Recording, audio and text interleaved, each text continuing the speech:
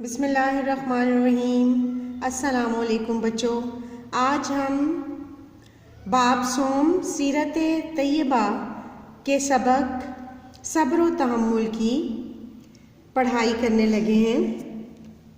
بچوں آپ بھی اپنی اسلامیات کی کتاب کھولیں اور ساتھ ساتھ پڑھائی کریں۔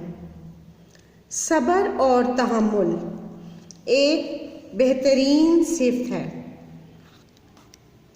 اپنے مزاج اور پسند کے خلاف کسی بھی بات یا عمل کو حوصلے سے برداشت کر لینا اور شکوہ نہ کرنا صبر کہلاتا ہے۔ تحمل سے مراد کسی کی جانب سے کی جانے والی زیادتی کو برداشت کر لینا اور زیادتی پر درگزر کرنا ہے۔ صبر و تحمل تمام انبیاء کرام علیہم السلام کی نمایاں صفت رہی ہے۔ صبر و تحمل کے متعلق ارشاد باری تعالیٰ ہے، ترجمہ: بے شک اللہ صبر کرنے والوں کے ساتھ ہے۔ ہمارے پیارے نبی حضور اکرم صلی اللہ علیہ وآلہ وسلم کی زندگی صبر و تحمل کی مثالوں سے بھری پڑی ہے۔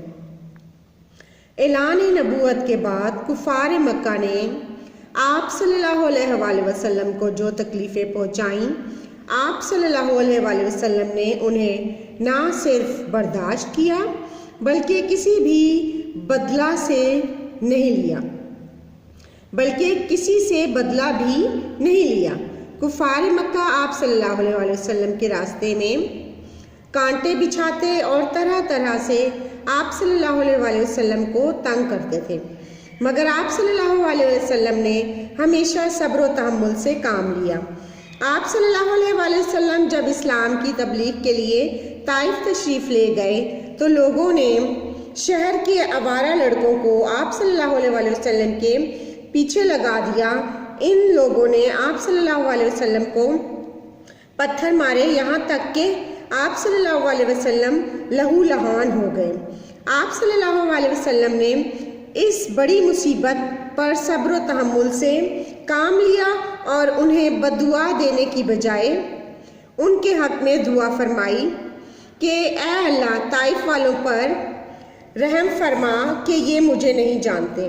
ہمیں چاہیے کہ صبر و تحمل جیسی مفید اور بہترین صفت اپنے اندر پیدا کریں۔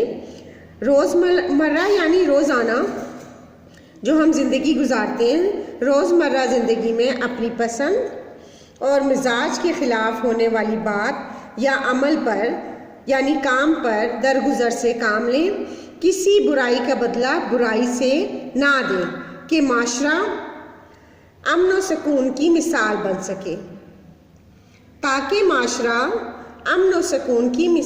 سکے، بچوں آپ نے بھی اس سبق کی پڑھائی صبر و تحمل کی پڑھائی کرنی ہے، اور بچوں آپ نے بھی کسی سے بدلہ نہیں لینا اور آپس میں مل جل کر پیار محبت سے رہنا ہوتا ہے، اور آپ نے دھیان سے پڑھنا ہے اس سبق کو درست تلفظ کے ساتھ۔ اللہ حافظ۔